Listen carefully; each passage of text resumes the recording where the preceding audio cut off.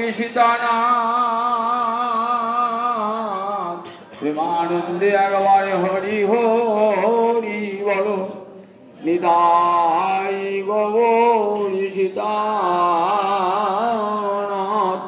প্রেমানন্দে একবার হরি হরি বলো নিতাই গৌরী সীতানাথ প্রেমানন্দে একবার হরি হরি বল জয় রাধা দামোদর জয় রাধা দামোদর জয় রাধা দামোদর জয় রাধা দামোদর জয় রাধা দামোদর জয় নিতাই জয় নিতাই জয় নিতাই।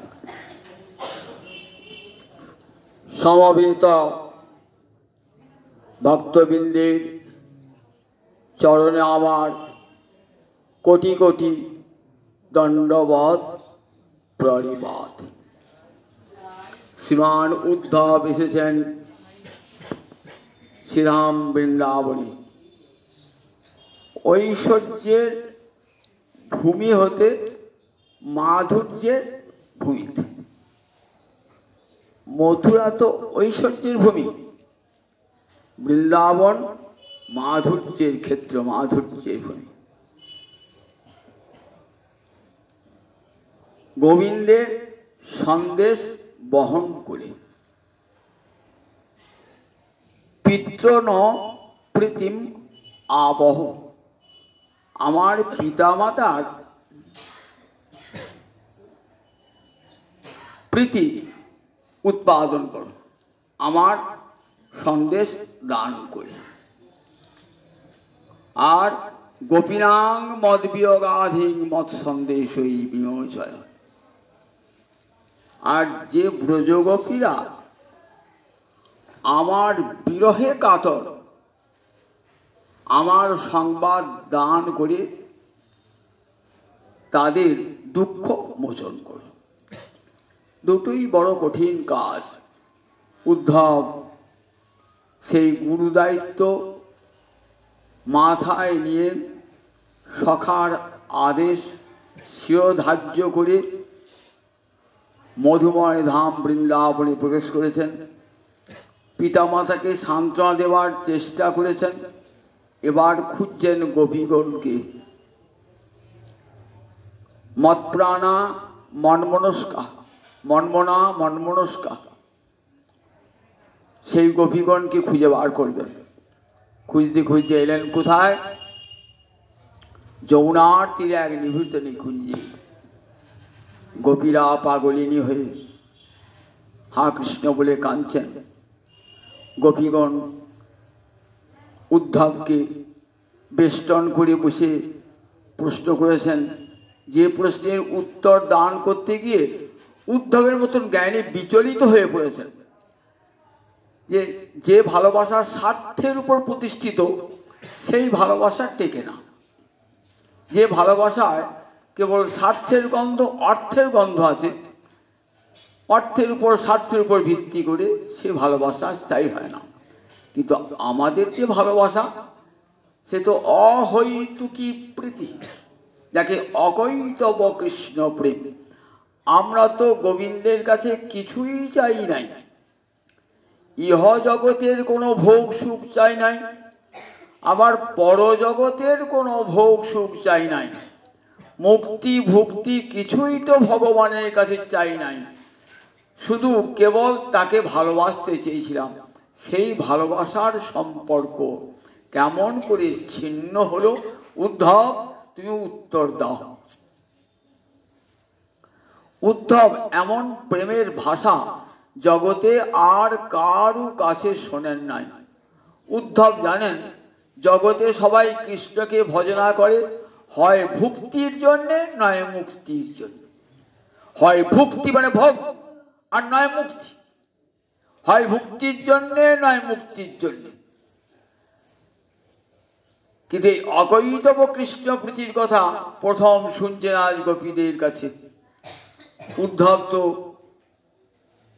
জ্ঞানালোকের সাধক, আজ এসেছেন কাদের কাছে? যারা প্রেমের পুত্তলিকা, প্রেম মূর্তি ধারণ করে বৃন্দাবনে গোপী রূপে আবির্ভূতা। তাদের মুখের ভাষা সব শ্রবণ করে, তাদের প্রশ্ন শুনে উদ্ধব বিচলিত হয়েছেন। উদ্ধব নির্বাক ভাবছেন, কোথায় সেই কৃষ্ণ প্রেয়সী যার জন্য গোবিন্দের মন উৎকণ্ঠিত? দেখছেন অষ্টমহাশক্তি পরিবৃতা অপূর্ব এক সুন্দরী রমণী। দেখলেন গোপীগণ কেমন ক্ষীণাঙ্গা, স্বস্ত কেশা, মল সবল পটা, প্রজ্জ্বলত সন্নিকৃষ্টা। দেহ ক্ষীণ হয়ে গেছে, ক্ষীণাঙ্গা, স্বস্ত কেশা, চুলগুলো সব আলু থালু হয়ে গেছে, মল সবল পটা, মলিন ছিন্ন বস্ত্র, নানা রঙের কাপড় পরেছে, কিন্তু অঙ্গ হতে মহাভাবের জ্যোতি ঠিকরিয়ে বার হচ্ছে। ঠিক মনে হচ্ছে ভস্যে ঢাকা আগুন। তার মধ্যে একটি রমণী, এক গোপী, মুখ্যা গোপী, তার কেমন অবস্থাটি? উদ্ধবকে দেখে সব গোপী কথা বলেছেন, একজন বলেন নাই। কে বলেন নাই? এটা শ্রীমদ্ ভাগবতে আমরা পাই না। অগ্নি পুরাণের শ্রী গোস্বামীপাদ দেখিয়েছেন, অগ্নি পুরাণে একটা বাণী, সেখানে দেখেছেন গোপ্পা পপ্রচ্ছু উষসী কৃষ্ণানুচরং উদ্ধবম। সমস্ত গোপীগণ কৃষ্ণানুচর উদ্ধবকে উষসী প্রাতকালে প্রশ্ন জিজ্ঞাসা করেছেন। গোপ্য পপ্রচ্ছু জিজ্ঞাসা করলেন, তত্রৈকাং রাধিকাং বিনা, একমাত্র রাধা রানী করেন নাই। কেন রাধারানী করেন নাই? বলেন বাসনায়া বিরমিতা, সমস্ত বাসনা থেকে বিরত হয়ে গোবিন্দে লীন চেতস, গোবিন্দে চিত্তটা তার লীন হয়ে গেছে। নির্বেদ নামক সঞ্চারী ভাব দেখা রাধারানীর মহাভাব সাগরে, নির্বেদ নামক সঞ্চারী ভাব দেখা দিয়েছে। 33টা সঞ্চারী ভাব আছে, এটিকে ব্যভিচারী ভাব বলে। ব্যভিচারী ভাব মানে বিশেষেণ আভিমুখ্যেন চরন্তি স্থায়ীনং প্রতি, স্থায়ী ভাবের দিকে যে ভাবগুলো যায় তাকে বলে সঞ্চারী ভাব বা ব্যভিচারী ভাব। স্থায়ী ভাব কৃষ্ণপ্রীতি, সেই স্থায়ী ভাব সমুদ্রে এই সঞ্চারী ভাবগুলো একবার উঠছে একবার নামছে, উন্মজ্জন্তি নিমজ্জন্তি। যেমন সমুদ্রে যেমন ঢেউ ওঠে আর নামে, তেমনি নানা রকম ভাব, কখনো নির্বেদ, কখনো জড়তা, এইসব নানা রকম ভাব আসছে আবার নিভিয়ে যাচ্ছে, এই ভাবটি আসছে। উদ্ধব দেখছেন যে গোপীগণের প্রেমের সমুদ্রে, মহাভাবের সমুদ্রে কি অদ্ভুত ঢেউ উঠেছে। রাধারানীর ভাব নির্বেদ মানে আর সংসারের বাসনা না থাকা, কোনো কিছুতে আর ভালোবাসা না থাকা, বিরক্তি ভাব, এর নাম নির্বেদ। সংসারে বিরক্তি ভাব তাকে কি বলে? নির্বেদ। এই নিরাসক্তি ভাব রাধারানীর অন্তরে জেগেছে, এটা একটা সঞ্চারী ভাব। গোবিন্দকে এমন নিবিড় ভাবে ভালোবেসেছেন, আর সেই নিবিড় ভালোবাসায় আঘাত পেয়েছে রাধারানী, অন্তরে এসেছে একটা নির্বেদ ভাব এসেছেন।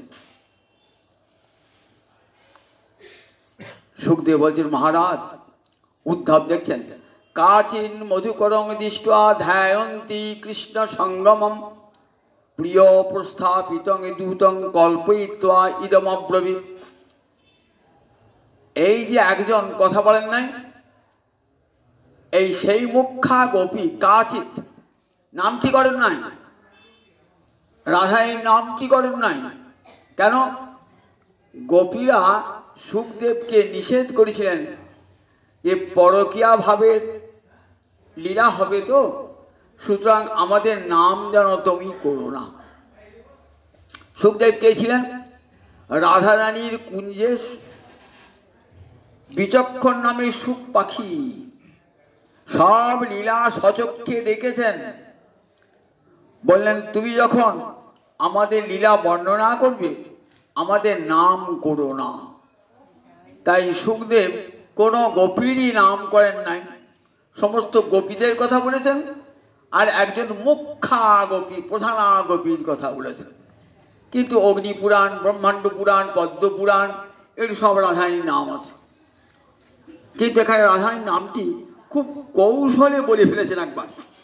রাসের দিনে আমরা দেখি যখন গোবিন্দ রাসমণ্ডল ত্যাগ করে চলে গেছেন না, তখন গোবিন্দের চরণ চিহ্ন দেখতে যাচ্ছেন অন্যান্য, কোথায় গেল গোবিন্দ, কোথায় গেল গোবিন্দ দেখছেন, পাশেতেই আর একটা রমণী পদচিহ্ন। তখন জিজ্ঞাসা করছেন কস্যা পদানি চৈতানি যাতায়া নন্দ শুনু না। নন্দপুত্রের সঙ্গে এই যে কস্যা, কোন রমণীর পদচিহ্ন দেখা যাচ্ছে?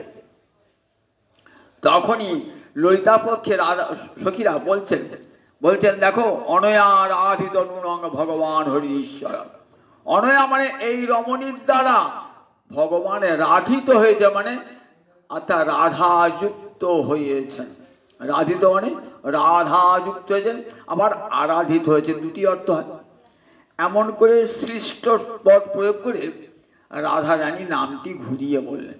এখানে বললেন কাচিৎ কাচিন মধুকরং দৃষ্টা ধ্যায়ন্তী কৃষ্ণ সঙ্গমম। কোন এক রমণী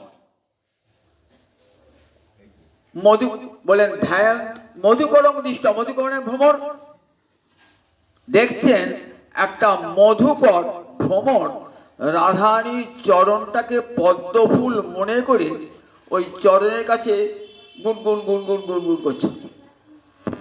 কাচিন মধুকরং দৃষ্টা।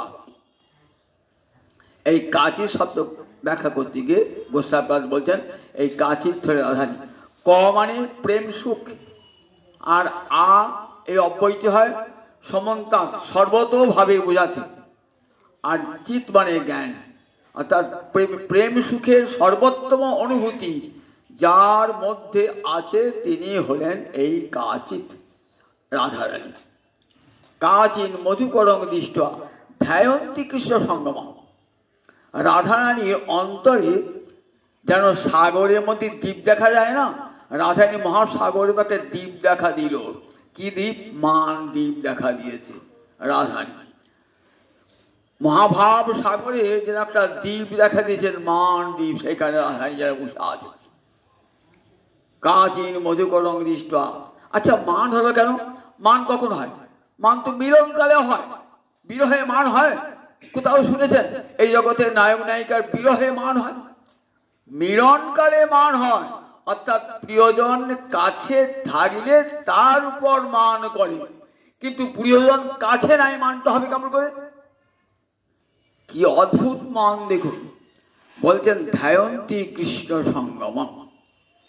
বলছে মানটা কারণ হয়ে জানো, মধুকরটা আসছে তো, রাধারানীর স্ফূর্তি হচ্ছে। মধুকরটা আয়াতি জাতি চ মথুরান, আয়াতি মম নিকটম জাতি চ মথুরা নগরম। একবার আমার কাছে আসছে আর একবার মথুরায় যাচ্ছে। ও মনে হয় সেখানে মনে হয় অন্য কোনো পরবধূ আছে, কোনো নায়িকা আছে সেখানে, সেই জন্য একবার আমাকে দেখাতে আসছে, একবার তার কাছে যাচ্ছে। কাশ্চন রামার নিশ্চয় আছে, এই জন্যই যাচ্ছে। একবার আয়াতি মম নিকটম জাতি চ মথুরা নগরম। ভ্রমরটাকে কৃষ্ণ বলে ভাবছে। গোসাইপাদরা বলেছেন তিন রকম অর্থ করছে, এই কৃষ্ণই যেন ভ্রমর হয়ে এসেছেন। কেউ কেউ তার সত্যিকার একটা ভ্রমর হয়ে এসেছে, আবার কেউ কেউ বলেছেন যে না, উদ্ধব তখন পর্যন্ত কি রাধারানীকে দেখেন নাই রাধারানী কি উদ্ধবকে। উদ্ধব কি রাধারানী কি দেখছেন? একটা ভ্রমণ। উদ্ধব কি যেন ভ্রমণ কল্পনা করছেন। ধ্যায়ন্তী কৃষ্ণ ভাবছেন মথুরা নগরীতে অনেক কৃষ্ণের প্রেমিকা আছে, সেখানে কৃষ্ণ যাচ্ছে, তাদের মনটা তুষ্ট করে একবার আমার মনটা তুষ্ট করতে আসে। তখন তো মান হবে, যখন দেখবে যে আমার নায়ক তিনি আমার বাঞ্ছিত পুরুষ নায়ক, সে অন্য কোনো নায়িকার সঙ্গে মিলন কামনা করছে বা মিলিত হচ্ছে, তখন তো মানটা হয়।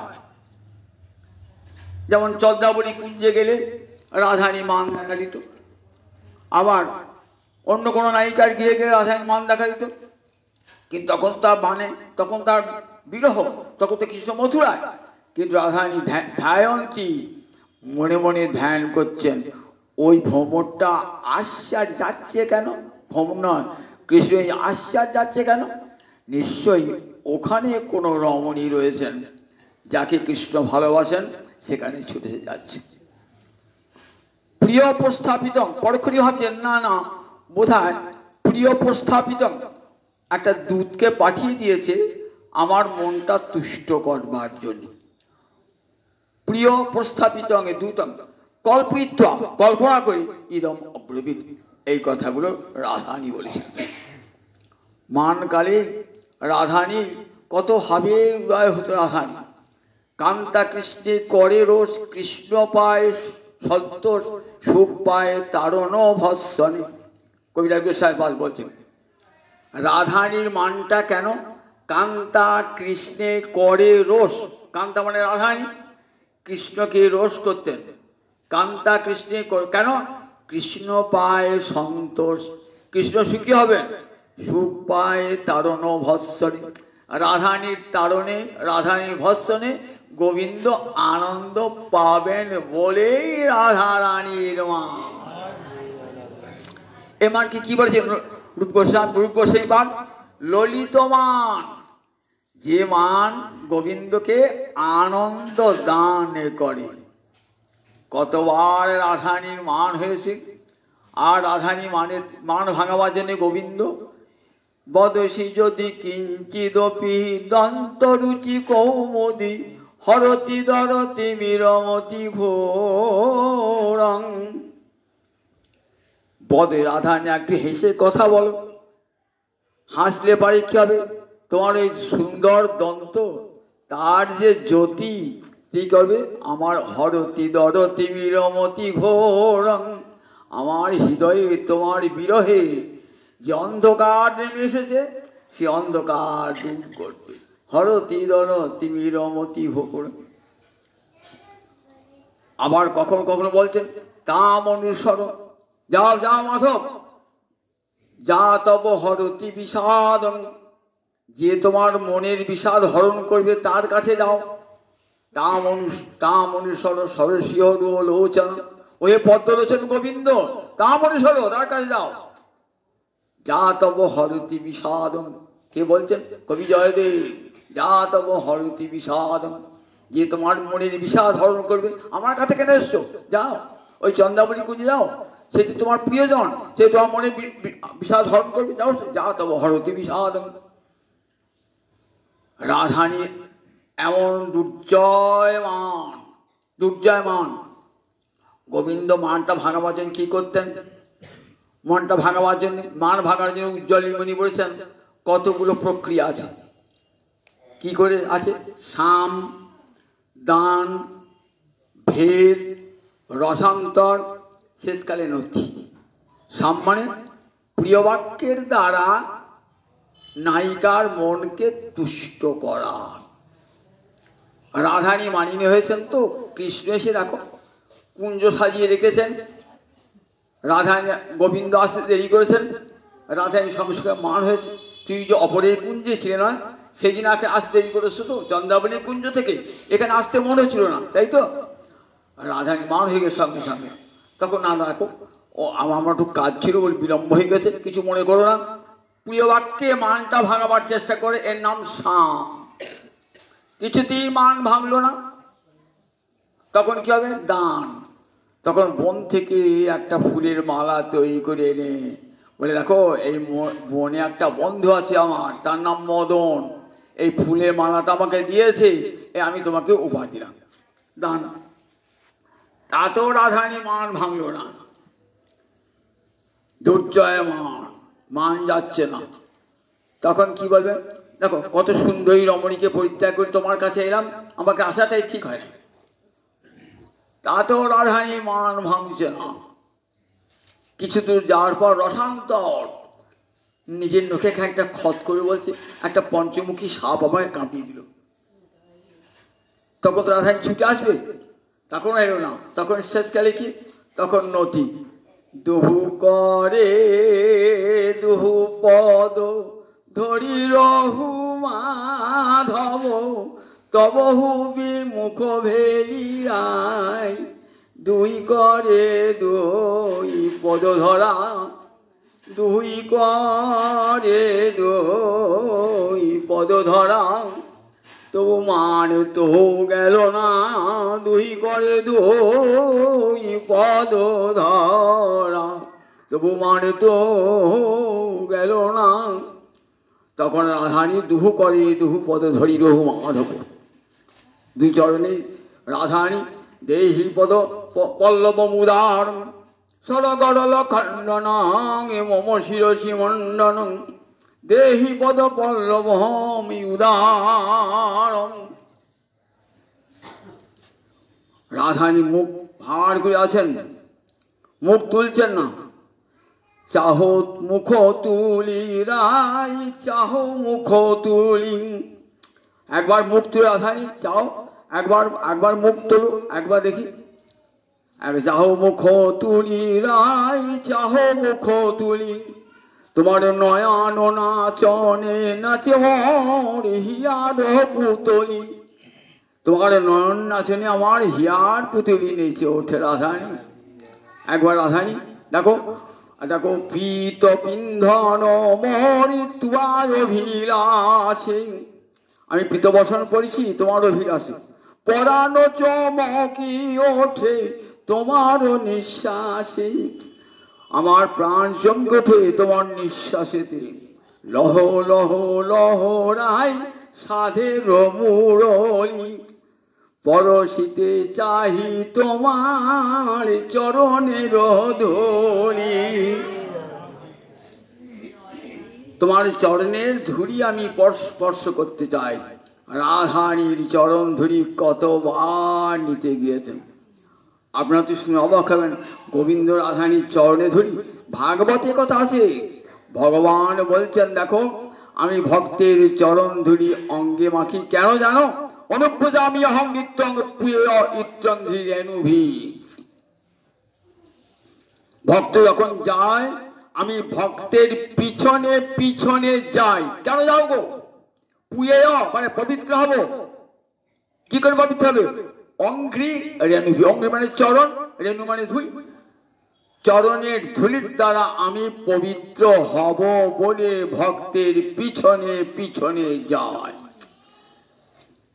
ভক্ত তো আমাকে চাইলে চরণ ধুলি দেবে না, ভক্ত চরণ ধুলি দেবে, সামনে নিয়েও যাই না, কারণ গেলে পর আমার চরণ ধুলি যদি গোবিন্দ অঙ্গে লেগে যায়, তার পিছনে যাও, যদি পিছন দিয়ে তাকায় বলে আমার ভক্ত পিছনে তাকায় না, যখন হা গোবিন্দ বলে বৃন্দাবনে বলে যায় তখন আর পিছন দিকে তাকায় না, পিছন দিকে তাকায় না।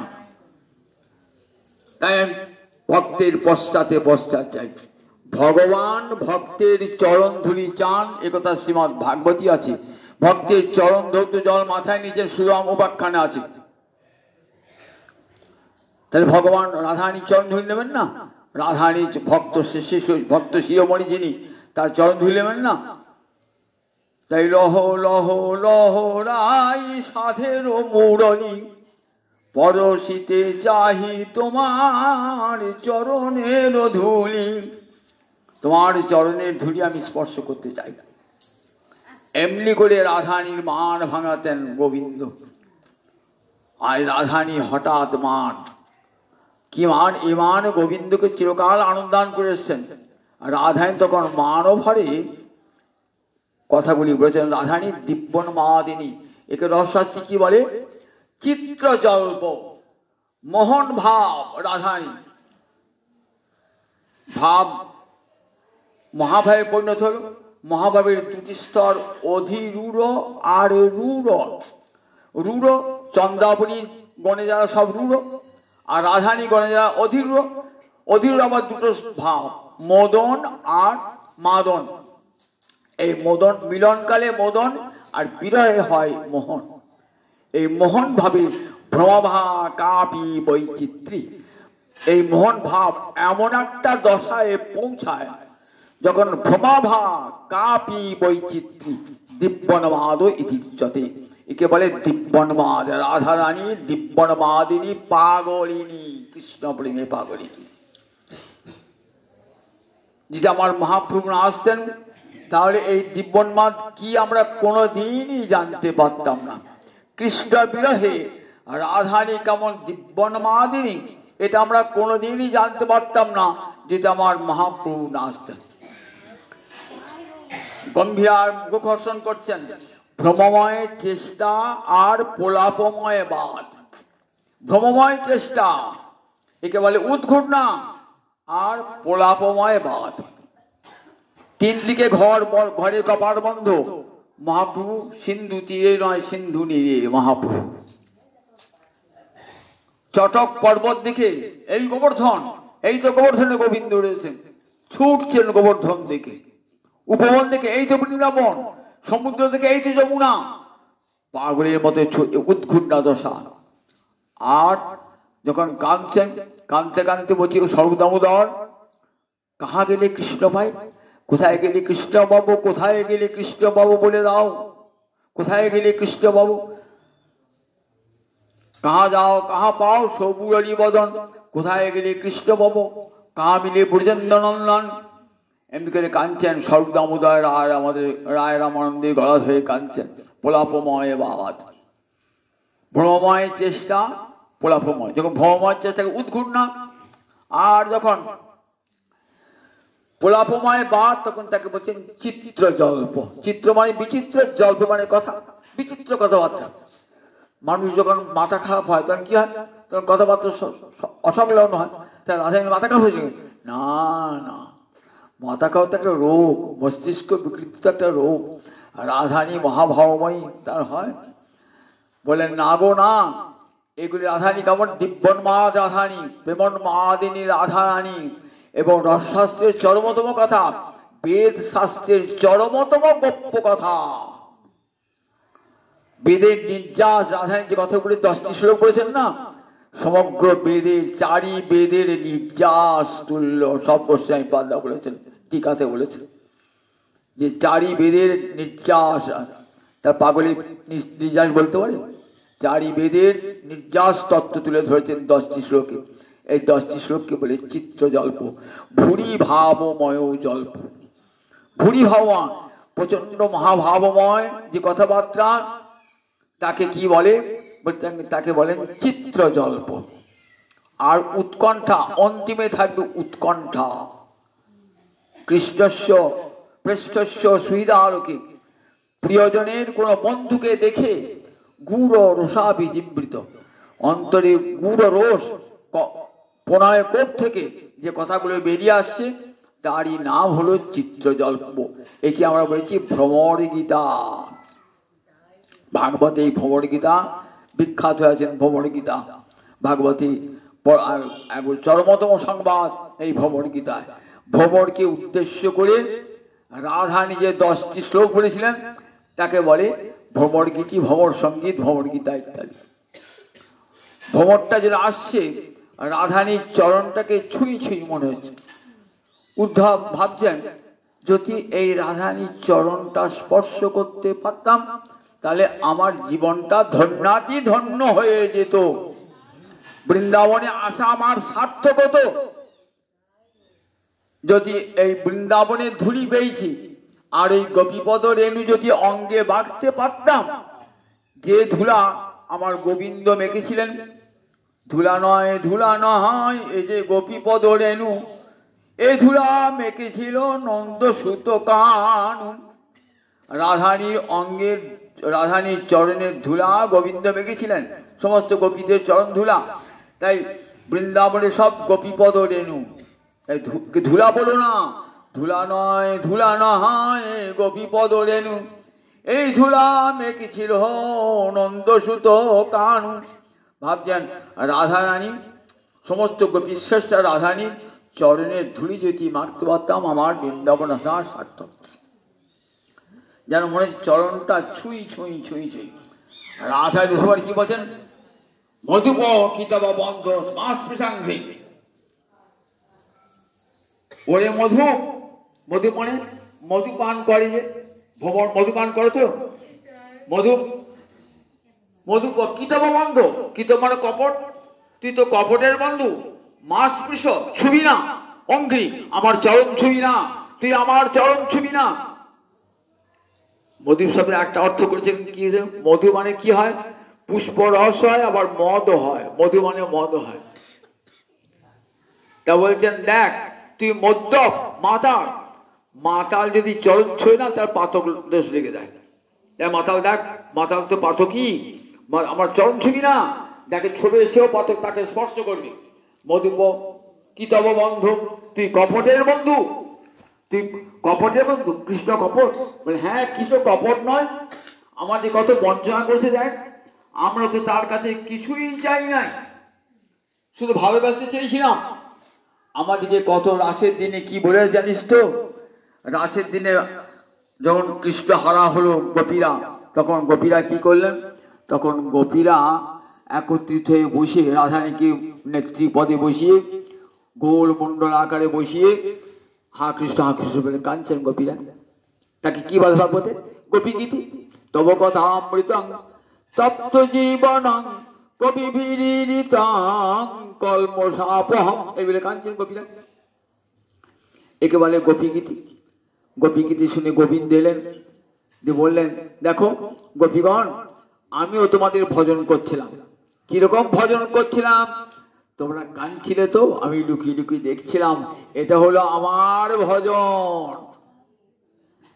তোমাদের ভজন কাঁদা, আর আমার ভজন হলো তোমাদের কাঁদা বদন দেখা, লুকিয়ে লুকিয়ে দেখা, এটা আমার ভজন।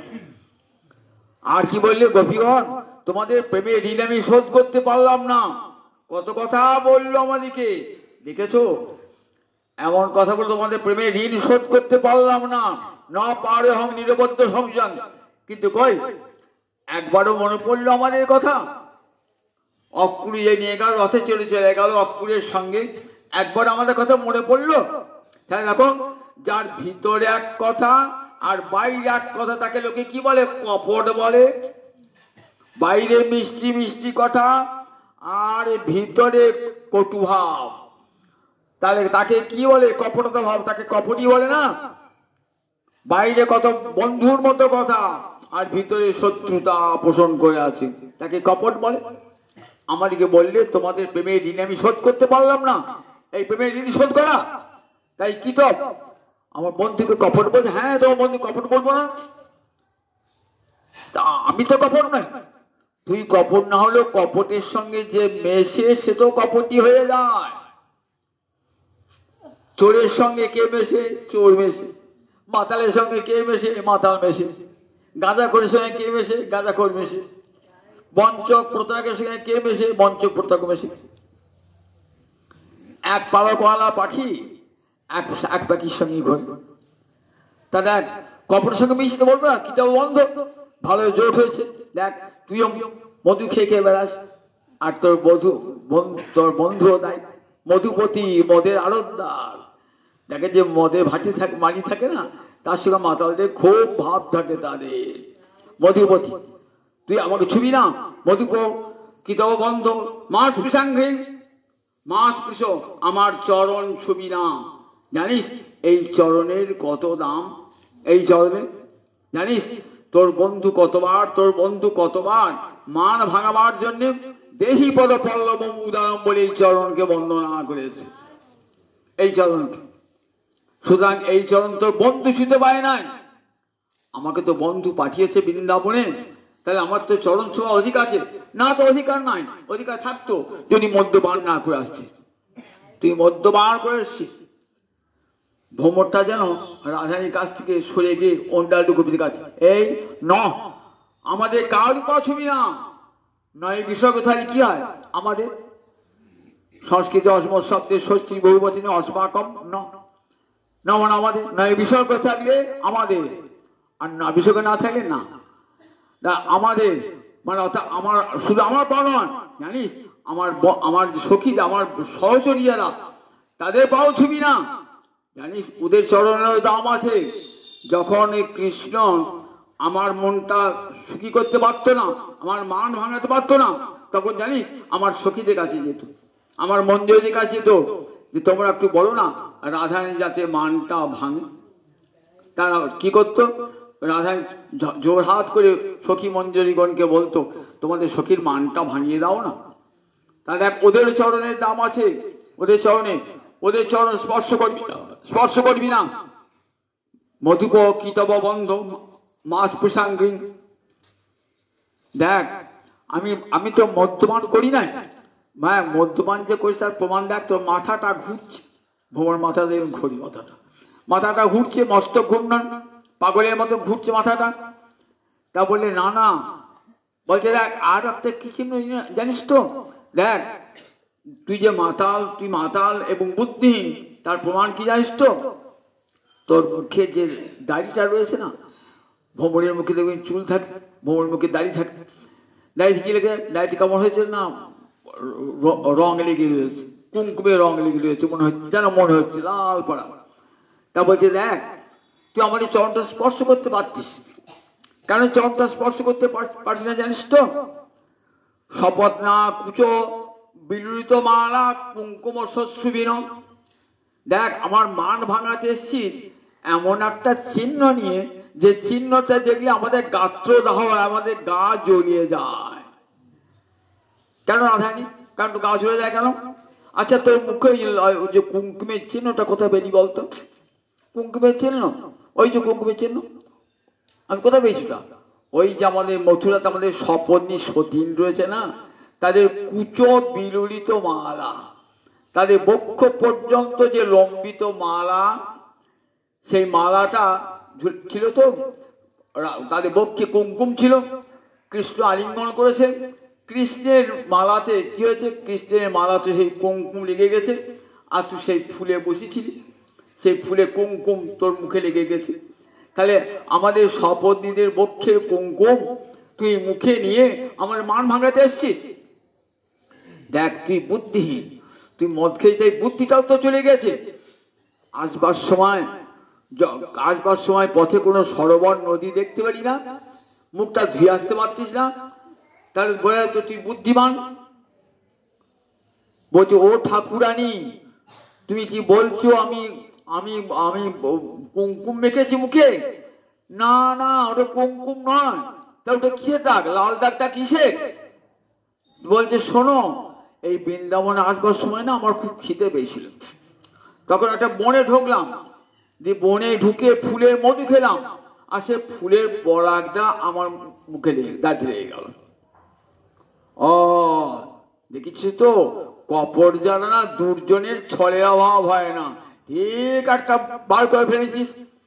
দেখেছি, দেখ আমি তো দেখলাম তোর মুখে কুমকুমের দাগ, আর তুই কিনা বলছিস পরাগের দাগ। দেখ তুই যে কপট তার প্রমাণ দেখ এখানে। কপট যারা না ঠিক মিথ্যা কথায় ঢাকবার জন্য কত মিথ্যা কথা তারা বলে। যাও মধুপ কিতব বন্ধ মাস প্রসাঙ্গিং শপথ না কুচো বিলুত মালা কুঙ্কুম শস্যবিন। আমার চরণ ছুবি না, আমার সখাদের আমার সখীদেরও চরণ তুই স্পর্শ করবি না। বহুতু মধুপতি স্তন মানি নাং প্রসাদম। তুই যা মথুরায় চলে যা, এখানে তো কাজ দেখি, এখানে মান ভাঙা, এখানে তার কোনো সম্পর্ক নাই, আমাদের মান ভাঙাতে হবে না। বহুতু মধুপতি স্তন মানি নাং প্রসাদম। তুই যা, মধুপতি মানে যদুবংশের একটা অংশ মধু, তাই কৃষককে বলছেন মধুপতি স্তন মানি নাং। কারণ যদুবংশটা অনেকগুলো বংশ নিয়ে যদুবংশ হয়েছে, ভোজ বংশ, পৃষ্টি বংশ, অন্ধ বংশ, মধু বংশ, সব নিয়ে আমরা বলি যদুবংশ। 36 কোটি যদুবংশ আমরা বলি, তার মধ্যে মধু একটা বংশ। সেদিন কৃষ্ণকে মাধব বলা হয়, মধু বংশ যাতে বলে কৃষ্ণকে মাধব বলা হয়। ওই নাম হয়েছে মধুনগরী। মধুনগরী মানে হচ্ছে মধুরা। ওই মধু রাজ্যের যে রাজা ছিলেন না, তার নামানুসারে মথুরা নাম হয়েছে। তারপরে যা মধুপতি স্তন মানিনাং যেখানে ছিল সেখানে চলে যা। দেখ দেখ সেখানকার রমণীরা তারা সব নগরের রমণী। আমরা তো দেখ আমরা সহজ পশু, আমরা কেমন গ্রাম্য গোপ বালিকা, সহজ পশু বালিকা। আমরা গ্রামের গোয়ালিনী তো, আমরা কি গরু জড়াই, আমরা গরুকে লালন পালন করি। সবহু আর মধুনগরী যোষিতা, সবহু রস পণ্ডিতা। দেখো তারা মধুনগরী যোষিতা, সবহু রস পণ্ডিতা। তারা তো নগরীর নারী, মথুরা নগরীর নারী। তারা প্রেমের ছলা করা অনেক বেশি আমাদের সাথে অভিজ্ঞ। তারা বাঁধ হলো সুরত রতি দান। তারা কৃষ্ণের মনটাকে এমন করে বেঁধেছে না, এমন ভালোবাসা দিয়ে না। আর আমরা তো গ্রাম্য নারী, গ্রামের গোয়ালিনী। আমাদের প্রেমিক আর গোবিন্দ ভুলে থাকবে? নগরের সুন্দরী সুশিক্ষিতা রমণীদের প্রেমটাকে বেঁধে রেখে দিয়েছে। বাঁধ হলো সুরত রতি দান। যাও তুমি মধুপতি, তুমি যাও মথুরা নগরে যাও, সেখানে বহু মানিনী পাবে, একটার পর একটা মানিনী। অনেক মধুনগরী যোষিতা ছিল। একজনের কাছে যখন কৃষ্ণ মিলন কামনা করবে, অন্য রমণী মান করবে, আবার একজনের সঙ্গে মিলন করবে, আবার একজন মান করবে। এমনি তো সারা জীবন তোর কেটে যাবে, মান ভাঙাতে ভাঙাতে কেটে যাবে। যদু সদস্যী বিড়ম্বম বলে দেখ। তবে আমাদের এখানে দেখ, যেমন এখানে যেমন আমাদের রাধা গোবিন্দ আমাদের সমস্ত গোপীগণের কাছে এসেছে, ওখানে কিন্তু ওই মধুনগরী রমণীর কাছে গেলে পারে দেখ। আর তুই যদি মান ভাঙাতে যাস না, তাহলে তোকে কিন্তু বিপদে পড়তে হবে। যদু সদস্যী বিড়ম্বম। মথুরা নগরের পুরুষরা যে জানতে পারে যে বৃন্দাবনে একে গোপবালক এসে আমাদের ঘরের বধূদের পাতিব্রত ধ্বংস করছে, তখন কিন্তু তোর প্রভুকেও তারা অপমান করবে, তোকেও অপমান করবে। যদু সদস্যী বিড়ম্বম। যদু সভায় তোকে কিন্তু বিড়ম্বনা ভোগ করতে হবে। যস্য দূতস্তম ইদ্রিক। তোমার মতন মূর্খ যদি দূত হয়, যস্য বলে তোমার মতন যদি মূর্খ দূত হয়, তাহলে যদু সভায় কষ্ট পেতে হবে, তোকেও পেতে হবে, তোর প্রভুকেও কষ্ট পেতে হবে। তাই যাও, এখানে যাও। বহুতু মধুপতি স্তৎমানিনাং প্রসাদম। এখানে যাও, তুমি মথুরা নগরে যাও এবং সেখানে মানিনী গণের মান ভাঙিয়ে তাদের প্রসন্নতা অর্জন করো। এখানে ব্রজে আসবার প্রয়োজন নয়। এই বলে ভ্রমরকে তারণ যা তুই দূর বনে চলে যা, আমার কাছে আসি না বলে রাধারানী মান ঘরে প্রত্যাখ্যান করছেন। উদ্ধব দাঁড়িয়ে দাঁড়িয়ে শুনছেন রাধারানীর এই ভাবময় জল্প। আবার আগামী দিন বলবো। 8টা বেজে গেছে তো, জানি তাই আমার